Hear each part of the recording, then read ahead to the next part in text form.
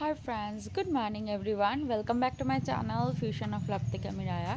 আশা করি তোমরা সবাই ভালো আছো। আমি অনেক ভালো আছি। আর আজকে সকাল সকাল একটা ব্লগে ওয়েলকাম। একদমই সকাল সকাল না, ব্লগটা শুরু করছি অলমোস্ট 11টার থেকে। 11টা নেই, 10:30 এরকম থেকে শুরু করছি। তো তার কারণ সকালে একবার ঘুম থেকে উঠেছিলাম, রুডিকে ডেকে দেওয়ার ছিল। তো ঘুম থেকে উঠে তারপর আবার ঘুমিয়ে পড়েছে রুডিকে ডেকে ডেকে।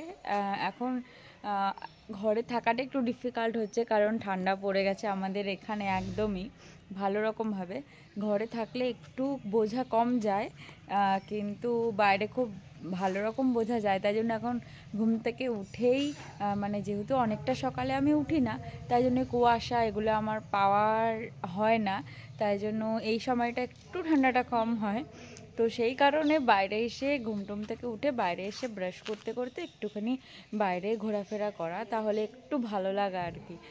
আর এই দেখো, এই যে এই দুটো এদেরকে রুটি দিয়েছিল, একে রুটি দিয়েছিল, এর অলরেডি খাওয়া কমপ্লিট হয়ে গেছে। আর ওকে রুটি দিয়েছে, দেখো ও এখন ইনিয়ে বিনিয়ে ইসিয়ে পিষিয়ে ও খাবে।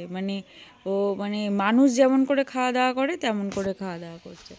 যাই হোক, তো এরপর যাবতীয় কাজকর্ম তো চলবে। এখনও বেড গোছানো হয়নি, কিছুই করানো হয়নি। দাঁড়াও, একটা ভালো জিনিস দেখাই সকাল সকাল। এই দেখো, দেখতে পাচ্ছ তোমরা? না, কোথায় চলে গেল ওরা? কোথায় চলে গেল? আমাদের বাড়িতে জানো এত ফুলের ক্রাইসিস হয়েছে, এত বড় গাছে এত কিছুতে এত ফুলের ক্রাইসিস। এই যে গাঁদা ফুল গাছগুলো রিসেন্টলি লাগিয়েছে, অল্প কটা ফুল ফুটতে শুরু করেছে। আমাদের বাড়িতে এত ফুলের ক্রাইসিস কখনো হয় না, কিন্তু এই বছর ফুলের ক্রাইসিসটা খুব বেশি। গাঁদা ফুলগুলো এবার লাগাতে একটু দেরি হয়ে গেছে, যার জন্য এত বাজে রকমভাবে ফুলের ক্রাইসিস দেখা দিয়েছে। একটু ব্রাশ করি একটু হাঁটতে হাঁটতে, কারণ এখানে হাঁটতে একটু একটু ব্রাশ করি, বিকেলবেলা একটু খাওয়া দাওয়ার পরে হাঁটি।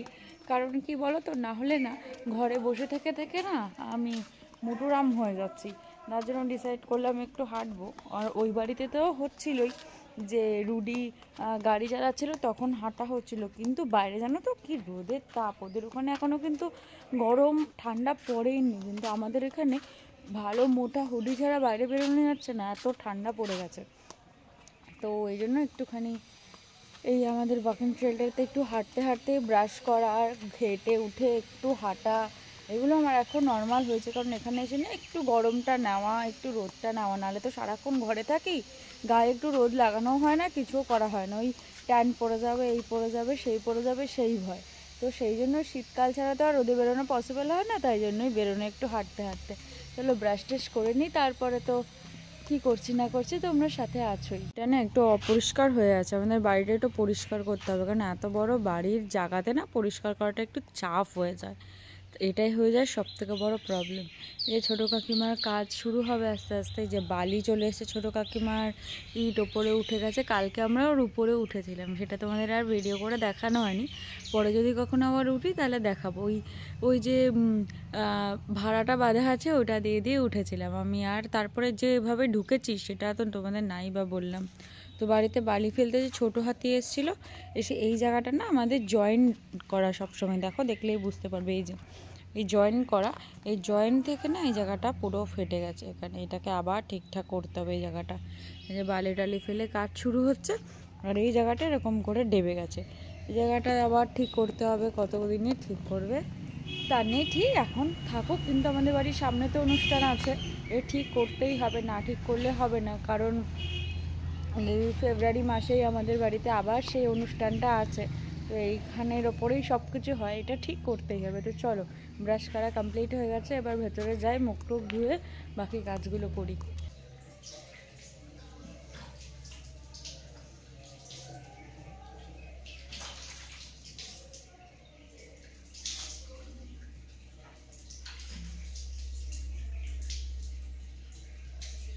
এই অনেকদিন পর সকাল সকাল গ্লাসে জল নিয়ে তোমাদের সাথে আড্ডা দিতে আসছি।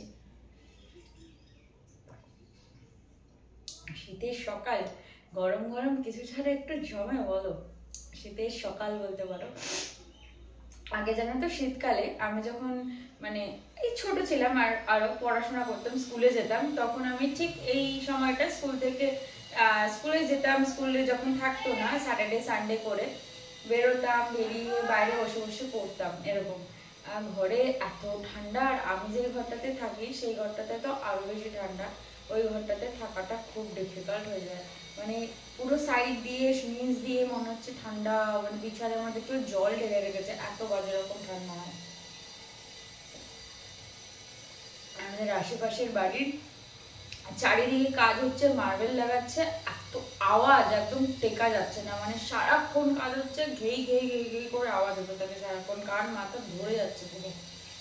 চলো আজকে এখনো না বেডটা গোছানো হয়নি, মানে বেড গোছানো বলতে মোটামুটি মা যেটা গোছানোর সেটা গুছিয়ে দিয়ে গেছে।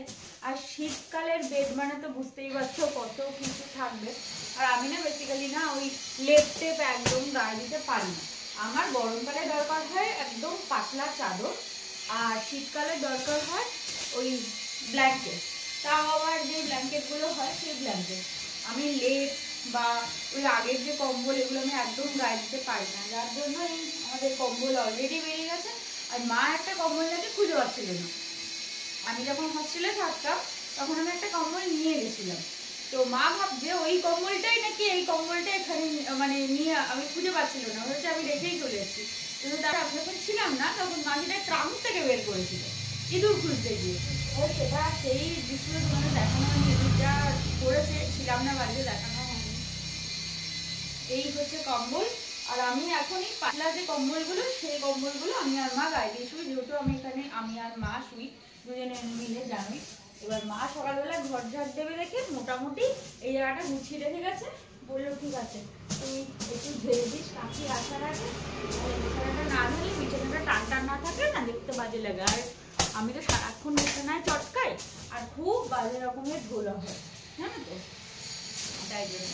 আর শীতকালে বিছানা তুলে মানে এত এত জিনিস, যখন ব্ল্যাঙ্কেট তুলতে হবে তখন তো আরোই ব্যাপার। চলো এবার রান্নাঘরের দিকে যাওয়া যাক। ইঁদুরের বংশ হয়েছে জানিস তো, আরো একটা আছে, এইটা হচ্ছে ওরই একটা, খুলে ফেলিস না কিন্তু। আবার কালকে একটা রাত্রেবেলা ইঁদুর ধরা পড়েছে, ভাবো ইঁদুরের বংশ তৈরি হয়েছে আমাদের বাড়িতে জানো। যাই হোক, এখন কিচেনে চলে এসেছি, কিচেনে এসে এখন রান্না বান্না স্টার্ট হবে সকাল সকাল। আর আজকে জানো তো ওয়েদারটা না এত স্টফি হয়ে আছে, কেন স্টফি হয়ে আছে, ঠান্ডাও লাগছে, ঠান্ডাও পড়ে গেছে, ঠান্ডা একটু একটু লাগছে, একটু একটু না, এই সময়টা ঠান্ডা লাগাটার কথাও নয় কাজকর্ম করার পর, কিন্তু ঠান্ডা কিন্তু লাগছে ভালো। রোদ উঠেছিল, রোদটাও বন্ধ হয়ে গেল। রান্না স্টার্ট করি। আজকে জানো কি হবে, দাঁড়াও দেখাচ্ছি তোমাদেরকে। আজকে আমাদের বাঁধাকপি হবে, মা অলরেডি বাঁধাকপিটা সিদ্ধ করে রেখে চলে গেছে এর মধ্যে। আর আজকে আমার বাবার স্পেশাল আবার ইলিশ মাছ আছে, সেটা দেখাচ্ছি দাঁড়াও। এখানে পেঁপে রেখেছে মা, আর ইলিশ মাছের জন্য বেগুন কেটে রাখা আছে, আর টমেটো রাখা আছে। একটা ইলিশ মাছে দেওয়া হবে, আর একটা দেওয়া হবে হচ্ছে ওই বাঁধাকপিতে। আর আলু এই যে কেটে সিদ্ধ করে সব রেখে দেওয়া আছে, এটাকে একটু ফ্রাই করে নিতে হবে, এটা বাঁধাকপির জন্য। আর মাছটা দেখা,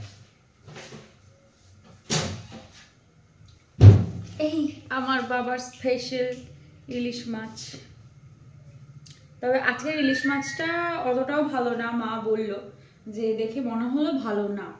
এই আজকে স্পেশাল আবার ইলিশ মাছ, বুঝলে তো, এই খেয়ে যাচ্ছি ইলিশ মাছ ইলিশ মাছ ইলিশ মাছ। এই মানুষটাকে ইলিশ মাছ থেকে কিছুতেই সরানো যাবে না, কি যে ভালোবাসে ভগবানই জানে। চলো মাছগুলো ভাজা শুরু করি। আজকে তো বেশি কিছু রান্না বান্না নেই, অল্প কিছুই আছে, তো সেই জন্য মা এই এটার একটা মাথা কেন, আরেকটা মাথা, ও আরেকটা মাথা আছে, যেহেতু মাছের মাথা দিয়ে বাঁধাকপিটা রান্না করব, তাই জন্য আগে মাছের মাথাটাই ভেজে নিই, তারপরে আস্তে আস্তে মাছ। তো ইলিশ মাছ ভাজতে বেশি সময় লাগে না, উল্টে পাল্টে নিলেই হয়ে যায়।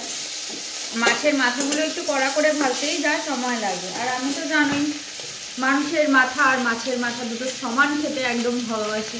যাই হোক, আর মাছের মাথা দিয়ে, ইলিশ মাছের মাথা দিয়ে মানে বাঁধাকপি বা কচুর শাক, তার একটা আলাদাই স্বাদ আছে। তোমরা কারা কারা ভালোবাসো এরকম সেটা আমাকে জানিও তো। আমার খুব ভালো লাগে মাছের, ইলিশ মাছের মাথা দিয়ে স্পেশালি কোনো কিছু রান্না হলে সেটার কোনো সবজি বা কোনো কিছু, সবজিতেই তো স্পেশালি লাগে, একটু আলাদাই টেস্ট আছে। দেখো তোমরা, রান্না করতে করতে আমি আমার ব্রেকফাস্টটা রেডি করে নিই। এই যে আমার ব্রেকফাস্ট, আজকে খাবো চিড়ে, কারণ অনেকদিন তোমরা দেখতে পাচ্ছ না যে আমাকে ওটস খেতে, তার কারণ ওটসটা না ওই আবার মিক্সি বের করে গুঁড়ো করতে ভালো লাগে না। তা মা বলেছে ওটসটাকে একটু ভালো করে গুঁড়ো করে রেখে দিবি, ওইটাই আমরা বার সবসময় খাবো। তো আমি বললাম যে হ্যাঁ মানে গুঁড়ো করে রেখে দিলে না দই দিয়ে মিশিয়ে খেতে ভালো হয়, তো সেটাই করে রাখবো ভাবছি। আর এই যে দই, এটাকে এটার সাথে মেশাবো, আর এইটাকে একটু করে ধুতে হবে, না হলে এটা তৈরি করা যাবে না, বুঝলে? না ধুলে না এটা বালি বালি থাকে তো প্রবলেম হয়, খেতে মুখে পড়ে, বুঝলে? মাছের মাথা ভাজা কমপ্লিট হয়ে গেছে। এবার এখানে প্রস্তুতি চলবে হচ্ছে বাঁধাকপি রেডি। দাঁড়াও, এই হাতে কিন্তু কিছু ধরতে পারবো না, এই হাতে ধরলে আবার মার কাছে বকুনি খেতে হবে। যদিও মা দেখবে না, তাও ভগবান তো দেখবে, সেটাই। যার মধ্যে একটুখানি জিরে ফোড়ন দিয়ে দিলাম, আর আমার স্পেশাল যেটা আর কি দিই, একটু কাঁচা লঙ্কা ছিঁড়ে দিয়ে দেবো, এটাই হচ্ছে আমার ফোড়ন। এবার এটা ফাটবে, দেখো পটাশ পটাশ করে। না আজকে না গ্যাসটা কমানো রয়েছে, তাই ফাটছে না পটাশ পটাশ করে, না তাও ফাটবে। মাথাটা দিয়েছি, মাথাটাও নাকি ফাটছে, ভাবো।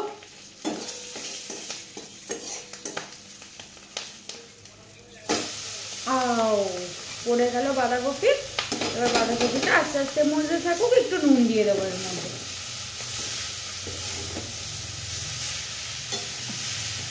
আর সাথে ঢাকাও দিয়ে দেবো। এই যে আমার মাতাশ্রী চলে এসেছে পুজো টুজো দিয়ে, আর আমাদের এদিকে বাঁধাকপিও কমপ্লিট হয়ে গেছে। এখন মা এটাকে ডিভাইড করবে। বাঁধাকপি জল লেগেছে মা? মা এটাকে ওই রাত্রে আর সকালের জন্য ভাগ করে রাখবে, কারণ আমরা তো একবারেই রান্না করে রাখি, আমরা দুবার রান্না করি না। রাত্রেবেলা শুধু রুটি করে নিই, আর শীত আসছে এখন খাওয়ার গরম করতে হবে।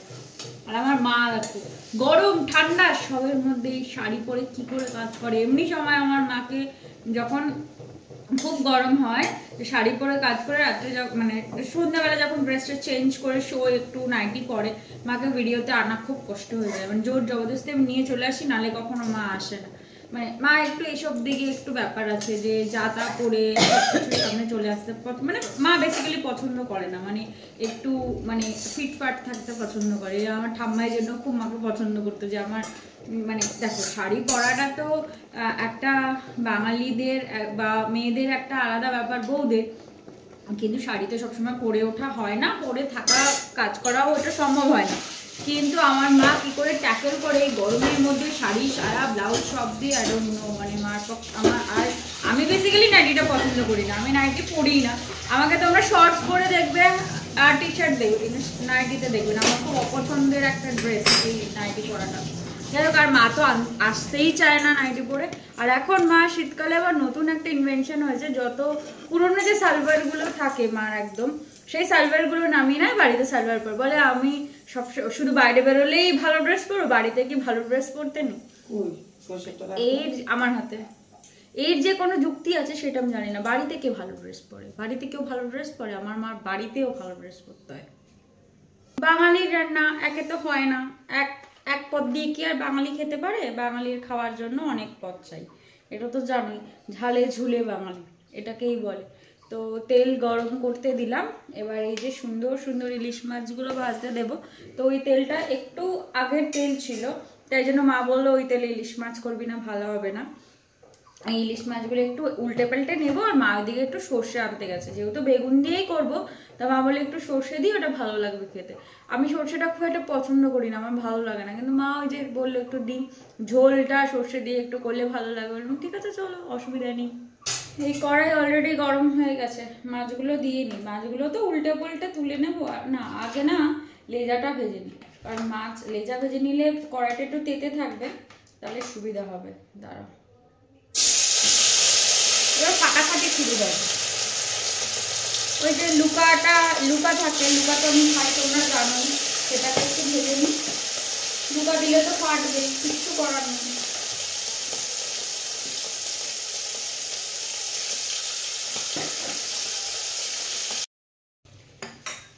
দেখো এই আমার লুকা আর লেজা ভাজা কমপ্লিট হয়ে গেছে। এটা আগে ভেজে নিই, কেন না তো যে তেলটা অনেকটা তেতে যায়, তাহলে মাছগুলো ভালো করে ভাজা হয়। এবার মাছগুলো তো একটু উল্টে পাল্টে নেব, কারণ ইলিশ মাছ তো উল্টে পাল্টে নিলেই হয়, আর বেশি ভাজার দরকার পড়ে না।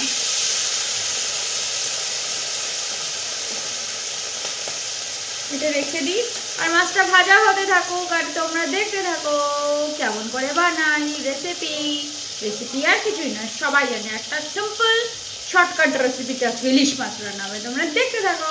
দেখো আজকে আরেক মহাপুরুষ ধরা পড়েছে, এই দেখো দেখেছো কি ওদের সাইজ,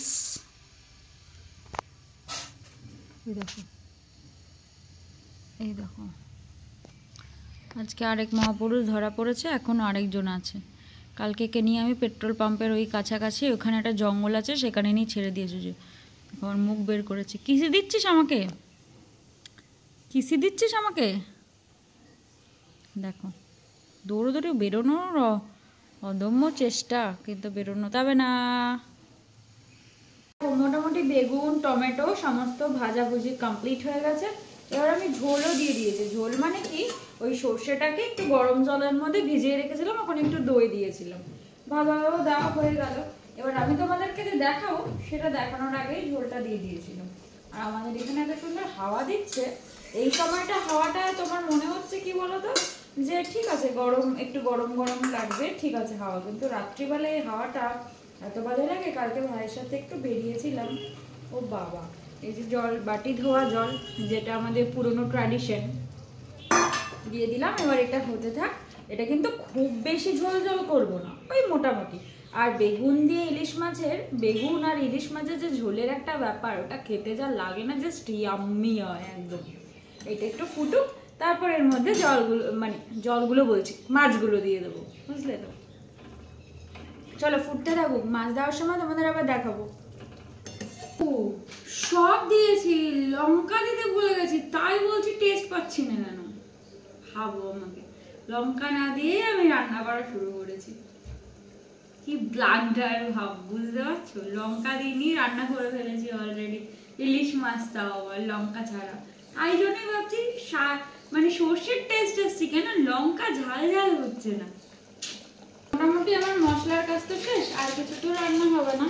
এগুলো আমি এবার একটু গুছিয়ে ফেলি, তাহলে মার একটু সুবিধা হবে, কারণ মা একটু ভাইয়ের সাথে বেরিয়েছে, মার একটু পোস্ট অফিস যাওয়ার ছিল, তাই জন্য সেটা একটু গুছিয়ে ফেলি, নাহলে মহারানী এসে দেখলেই চিল্লাবে। আর দইটা বাইরে রাখতেই হবে, কারণ আমি তো খাওয়ার সময় একটু দই খাই, এটা প্রত্যেক দিনের আমার রেগুলার রুটিনের মধ্যেই পড়ে। আর মা আজকাল কি করে জানো তো, এই যে একটা করে, যেহেতু আমি সকালের ব্রেকফাস্টটা একদম হালকা করি, তাই মা প্রত্যেক দিন একটা করে ওই যে কোনো ফ্রুটস একজন আমার জন্য রেখে দেয়। যে কোনো ফ্রুটস তো আমি খাই না, আর মা না বেদানাটা খায় না, মানে জানি না, আমার মনে হয় রক্ত কম হয়েছে, মা বুঝতে পেরেছে আমি ওপর থেকে দেখে, তাই রোজ আমাকে বেদানা খাওয়াচ্ছে। এই যে বেদানা ছুলে রেখে দিয়েছে, এটা খেয়ে নি, খেয়ে মা আস্তে আস্তে এই মাছ হয়ে যাবে, স্নান করতে চলে যাবে। আর এদিকে খেতে খেতে ঝোলও কিন্তু উতলিয়ে গেছে একদম। এবার মাছগুলো দিয়ে দিই, ইলিশ মাছ তো ভেঙে গেলে খারাপ লাগে, একটা একটা করেই দিই। আজকে জানো তো একটা মাছ একটু ব্লান্ডার হয়ে গেছে, যে এই মাছটাকে একটু আমি বেশি ভেজে ফেলেছি গল্প করতে করতে।